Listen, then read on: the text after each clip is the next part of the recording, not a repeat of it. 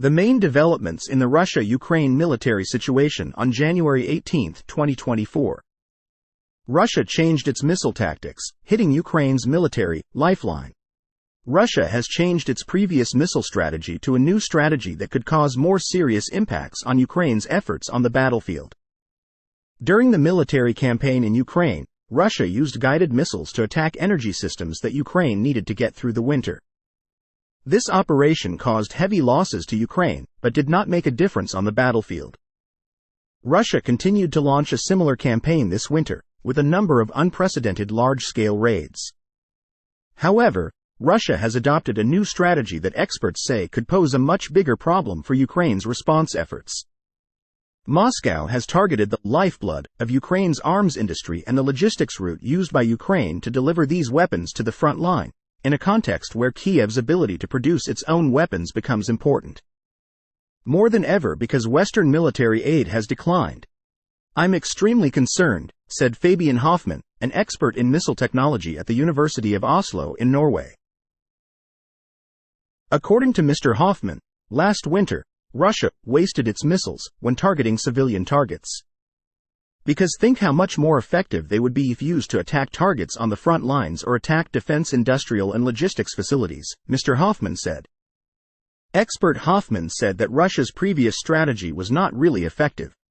According to him, from a military perspective, targeting energy infrastructure is completely ineffective, because it can only weaken the opponent's morale.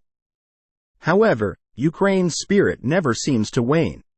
So, although this strategy causes huge losses for people in Ukrainian cities, it has absolutely no effect on Russia and has no effect at all on the front lines, Mr. Hoffmann said. This time, although Russia continues to attack Ukraine's energy infrastructure, it has changed its attack strategy and target. Moscow has targeted Ukrainian equipment, including weapons factories or weapons on their way to the front lines. The strategy comes at a critical time for Ukraine, as Kiev ramps up production of weapons and ammunition amid delays in military aid from allies. Vadim Skibitsky, a representative of Ukraine's military intelligence agency, said Russia is currently mainly targeting Ukraine's military defense complex, while still conducting attacks on energy infrastructure. Russia also acknowledges this strategy, recently announcing it targeted and attacked ammunition and drone production facilities in Ukraine. These are two of Ukraine's most effective weapons in repelling Russian forces. Reports over the past 2 months indicate that Russia has targeted and in some cases claimed to have destroyed a missile factory, ammunition depot, military equipment depot, drone factory drives and repairs Ukrainian military equipment. Timothy Wright, a missile expert at the International Institute for Strategic Studies, said that Ukraine has a domestic defense industrial base that Russia wants to weaken as much as possible. According to Mr. Wright, Russia realized that it was time to change the target of attack, instead of allowing Ukraine to begin developing more and more weapons and ammunition on its own. He said Russia may be calculating that there will come a time when Western equipment will not be transferred to Ukraine and Kiev will not be able to maintain equipment or manufacture new equipment itself. However, expert Wright also said that Ukraine's advantage is that most of its weapons are repaired in foreign countries such as Poland. Additionally, Ukraine's domestic arms industry is spread across many regions, making it more difficult to weaken them.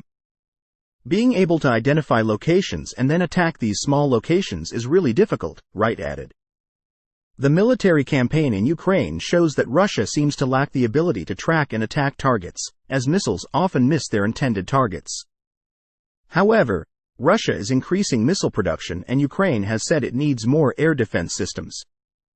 Expert Hoffmann said he was really concerned whether Russia could conduct a well-planned and focused campaign against Ukraine's defense production facilities. The Russian campaign could become a very serious problem for Ukraine, Mr. Hoffmann warned. The new tank killer, who can attack behind Russian lines, is about to reach Ukraine. Ukraine will receive additional Switchblade 600 suicide UAVs. This is a move that could strengthen Kiev's ability to target Russian assets behind firmly fortified lines. The Ukrainian military currently owns Switchblade 300 UAVs with a smaller design than the Switchblade 600, but that will change soon, said Charlie Dean, Vice President of Global Business Development and Marketing at the defense company. AeroVironment said. The Switchblade 600 UAV plays an extremely important role in protecting Ukraine, Mr. Dean told Newsweek. The U.S. has provided several types of UAVs to Ukraine in military support packages, including the Switchblade and Phoenix Ghost UAVs. Switchblade, once used by the U.S. military in Iraq and Afghanistan, appears to have appeared on the Ukrainian battlefield in recorded videos, but the Pentagon has not disclosed the specific quantity provided to Kiev. According to U.S. Defense Department spokesperson Jeff Jurgensen, the agency will continue to support Ukraine with the means to defend itself in the near future and deal with further acts of aggression. The U.S. has provided Ukraine with a very large number of Switchblade 300 UAVs, Mr. Dean said, and announced that they will quickly be used on the battlefield for their purposes. The Switchblade 600 UAV is also being used in Ukraine, but the number will quickly increase. According to Mr. Dean, Switchblade 300 UAVs are in larger numbers than Switchblade 600s, but this will change soon. Switchblade has been in development for over a decade. The Switchblade 300 UAV is continuously adjusted and updated, with the latest model having a range of more than 20 kilometers and flying for more than 20 minutes. The Switchblade 300 UAV, designed so that forces can provide immediate close air support, has undergone a number of improvements over the years, Dean said. Meanwhile, the larger Switchblade 600 can eliminate enemy tanks and armored vehicles on the battlefield. The latest models can fly for more than 40 minutes at speeds reaching 112 km per hour. According to Mr. Dean, the use of weapons like the Switchblade 600 plays an important role in accessing enemy weapons systems, such as heavy armored vehicles. The Switchblade 600 has a range of nearly 90 kilometers, meaning they can destroy very important assets behind Russian lines that no other weapon can do on that scale. Unlike artillery, the Switchblade can reach an area before the operator searches for a target after the UAV is launched. The operator can choose to fly away from the immediate target if a higher value target is found. This is a very unique point compared to artillery, Mr. Dean said. Several videos shared on social networks since May 2022 have shown the Ukrainian military using the Switchblade Suicide UAV to target Russian forces. Ukraine has long talked about its ambition to create a UAV army, and has launched the domestically produced Beaver UAV to attack Moscow.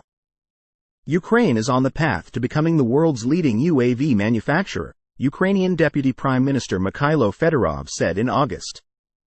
Companies like AeroVironment are currently working to develop UAVs from daily combat experiences in Ukraine.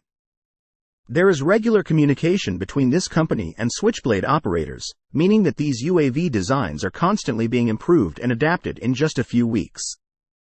Quantity is also an important factor to take into account. According to estimates from the British Royal United Services Institute, RUSI, earlier this year, Ukraine lost about 10,000 UAVs per month.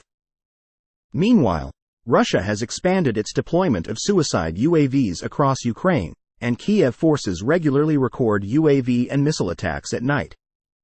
On October 11, the Ukrainian General Staff said that the Russian army attacked areas in southern Ukraine with Shahed UAVs and that the country's air defense shot down most of them. Shaded suicide UAVs designed by Iran are considered a core element in Russia's long-range attack campaign on Ukraine, the British Ministry of Defense assessed earlier this week. According to Mr. Dean, mobile suicide weapons play an extremely important role in what Ukraine is doing. According to him, Ukraine does not have as much artillery and force as Russia. Therefore, unmanned systems, including mobile suicide weapons, play a huge role in compensating the balance of firepower. The conflict in Ukraine has accelerated the development of UAVs at the speed of light, with new designs emerging almost daily. The demand for UAVs is almost unlimited.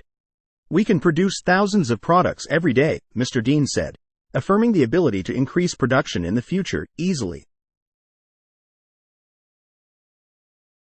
Ukraine faces a new threat from Russia's Lancet Suicide UAV. The longer range of Russia's Lancet UAV not only threatens MiGs at Dolgintsevo, Ukraine, but also any Ukrainian fighters using the reserve base at Voznesensk in the Nikolaev region.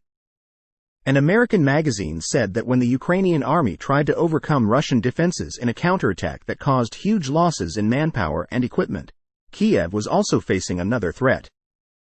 The article emphasizes that Russia's next-generation kamikaze drones, kamikaze UAVs, now have a much longer range, which means they can reach important Russian airbases. Ukraine. The publication cited a video posted on social network in Dnipropetrovsk region. The second UAV is said to have observed the entire Lancet attack from above the Ukrainian Air Defense Force at the base. The Ukrainian airbase is within range of attack.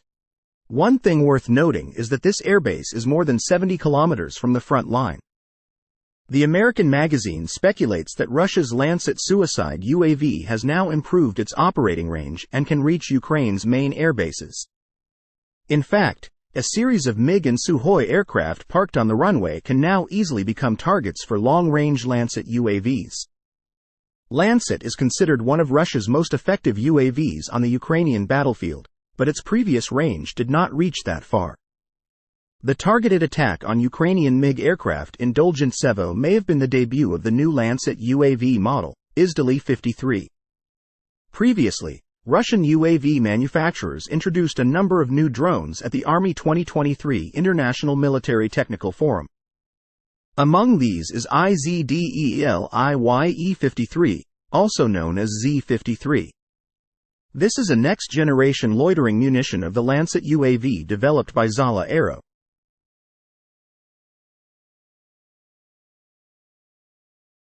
Such UAVs are capable of carrying a payload of up to 5 kilograms, are designed to fly in groups, can communicate and coordinate with each other to search and designate targets on the ground, from missile batteries, air defense systems to enemy armored vehicles.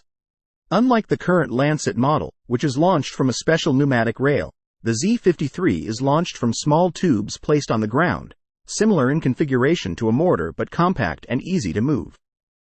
Potential threat to F-16 fighter.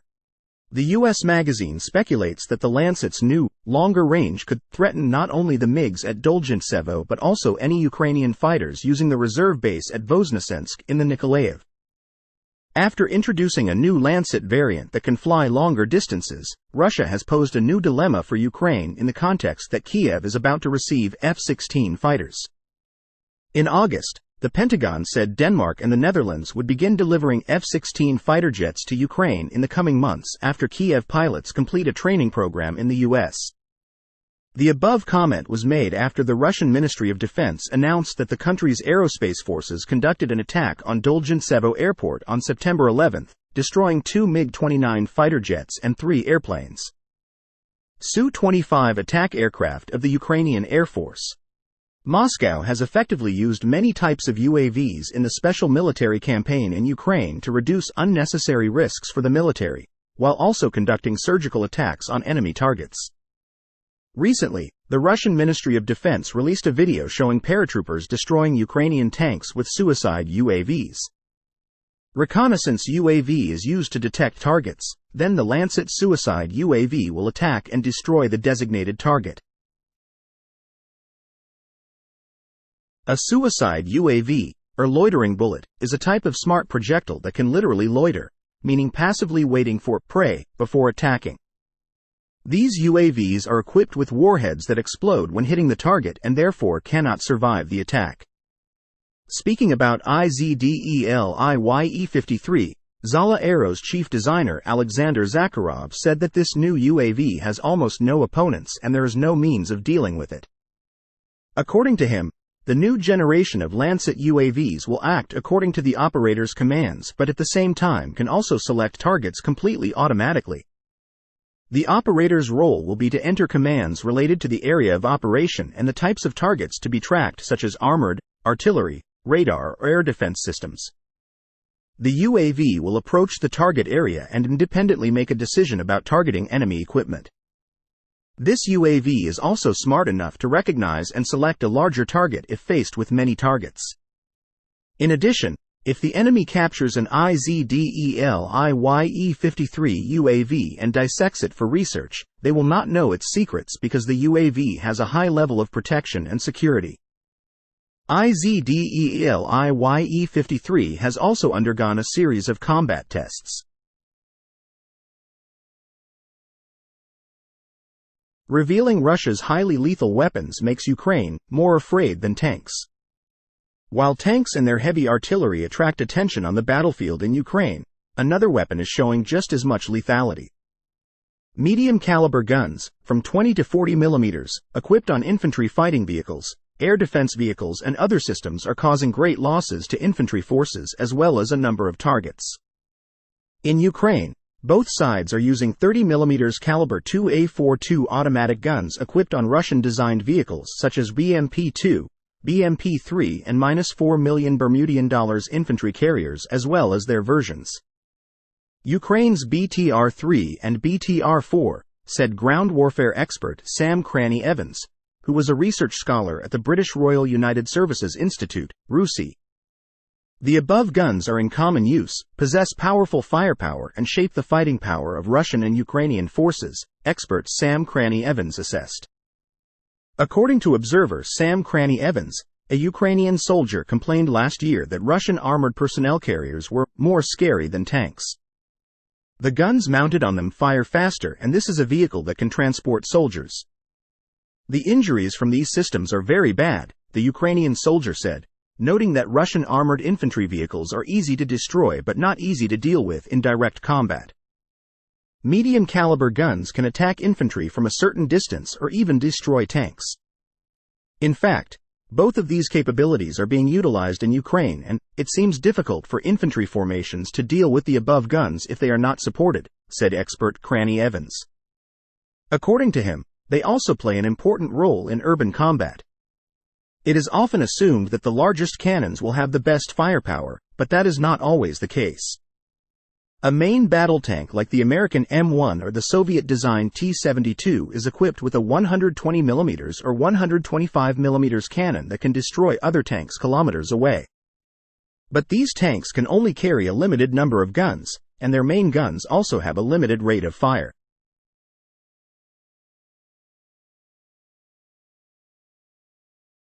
Furthermore, airborne main guns are suitable for many targets on the battlefield. During World War II, 80% of the M4 Sherman tank's targets were infantry, tank destroyers, and bunkers. Maneuvering tanks to deal with dispersed targets such as infantry is like hunting rabbits with a howitzer. That is why tanks have 12.7 mm and 7.63 mm caliber machine guns to attack forces or vehicles such as trucks, which do not need large cannons. Medium-caliber guns have a rate of fire as fast as the M242 Bushmaster 25 mm chain gun equipped on the US M2 Bradley infantry fighting vehicle, which has the same rate of fire as a machine gun with heavy artillery shells used by a cannon. The 30 mm caliber 2A42 gun can launch 500 shells within 1 minute, while the 27A2 model can launch 330 shells. These weapons can also launch many different types of bullets, including armor-piercing bullets and high-explosive bullets. The M242 Bushmaster can even launch depleted uranium shells to deal with tanks. Bradley was famous for using 25 mm caliber guns to stop Iraqi T-72 tanks, thereby buying time to destroy this tank with M2 TOW anti-tank missiles. That does not mean that infantry fighting vehicles, if chosen, will fight with heavily armored tanks, but a medium-caliber gun has already shown its worth.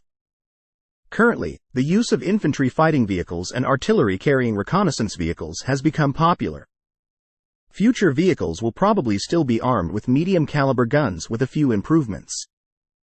The US and Russia are considering 50 mm or 57 mm caliber guns using special ammunition called Supershot. The US Army also plans to equip the Stryker with a 30 mm cannon, while the UK and France order Bayes 40 mm cannon for light armored vehicles. However, NATO, Russia and China still mainly use medium-caliber guns designed in the 1970s. The Ukrainian battlefield is becoming a laboratory, showing what happens when modern mechanized armies fight each other. The effectiveness of medium-caliber artillery has shown that, while armored vehicles are constantly evolving, these guns remain an important part of their armament,